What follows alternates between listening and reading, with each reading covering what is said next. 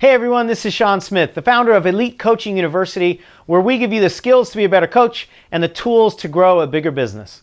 And I want to invite you to this webinar that I'm doing where I'm going to break down how I made over $300,000 in the first 18 months of my career as a life and business coach.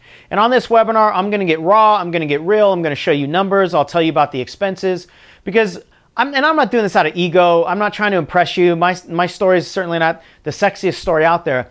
But I just want to be real, because when I got into this industry, there was a lot of disillusionment. You know, I had certain ideas, whether it was just in my head or people actually told me things that weren't true. And when I got into the business and I got into the industry, I was actually disappointed by a lot of stuff. And so I want to talk to you about the reality of coaching.